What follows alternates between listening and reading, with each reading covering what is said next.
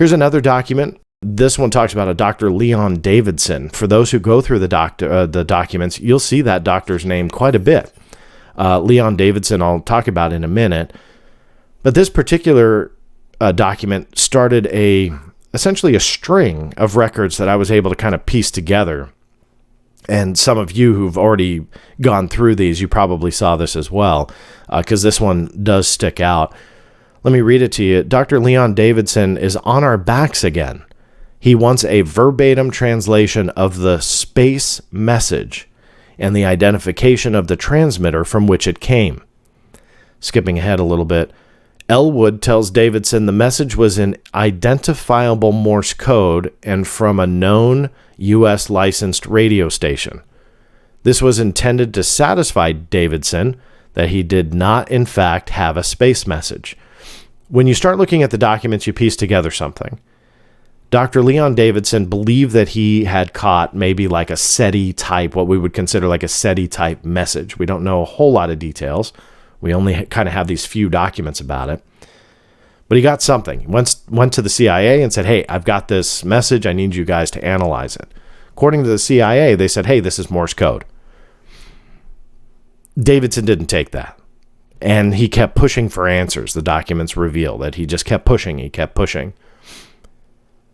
Here's another document talking about the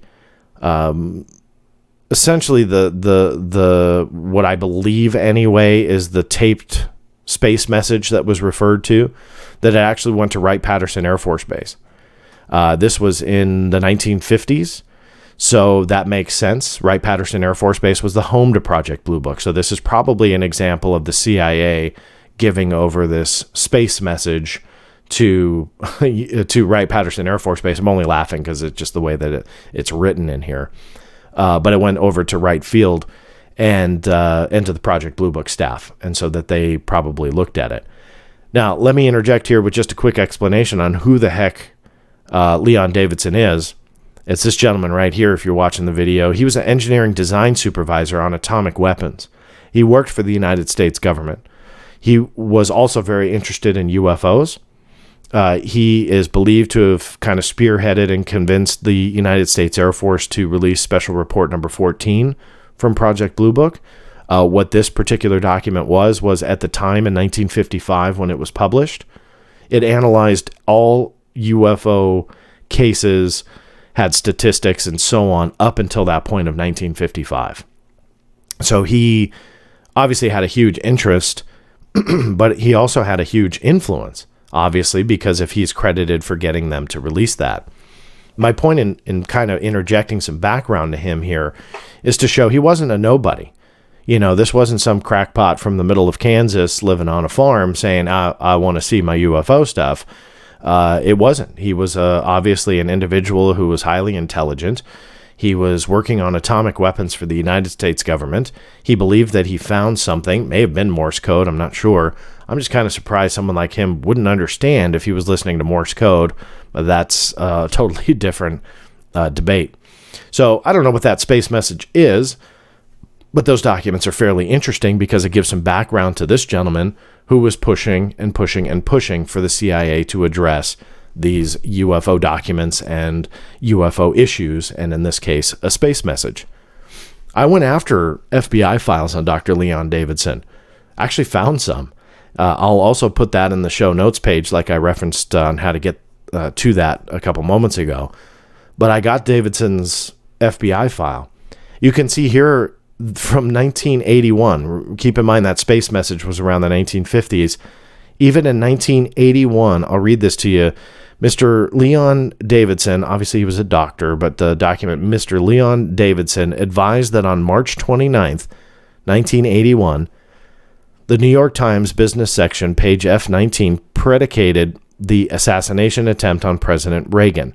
According to the New York office records, Mr. Davidson is described as a chronic letter writer and complainer. You see down here, this was actually tied into the U.S. Secret Service. They shared this with the FBI. This was 1981. So obviously, so obviously, whatever the intent of Dr. Davidson was, he was ruffling some feathers, and that was pretty much indicated in the documents that came from the FBI. So a little bit of background there on a name that you see quite often. So back to that space message. This I also believe was entwined in that. Here is a internal message, unknown person, but it says, "I am afraid the longer we procrastinate, the more fuel we add to the fire. Right field are holding their, also the people at right field are holding their breaths, awaiting advice. Appreciate, reply soonest." We don't know who wrote that, but that is one of the documents in what I believe was the string of space message documents. Obviously, they were sloughing Davidson off, and obviously some people just wanted this to go away. Here's another document. "We have contacted Dr. Davidson by telephone advising him that we cannot resolve his problem concerning the space message and its transmitter because records on the matter have been destroyed." So their final hurrah to try and close this was tell Davidson it's all gone. Just tell him it's destroyed. Boy, does that tactic sound familiar. I've, on this channel, gone through some of the same exact stories where they've told me, hey, these documents are destroyed. Sorry, we just don't have them. So it's interesting that even in 1958, that they were still trying that, just tell them everything was destroyed. We can't give them any answers. You see here's still a bunch of redacted information. So if this was just Davidson being a chronic letter writer and a feather ruffler, and there was nothing to the space message, I want to know what's redacted here. I want to know what they still classify about this entire story. So even though some of this stuff may be explainable, if you read between the lines, and in this case, a big fat black line, you realize there's a lot that they just don't want you to know. Even after decades, this was 1958. You're talking about a long time ago, and yet they still don't want you to know about some of this information that is likely related to whatever this space message was.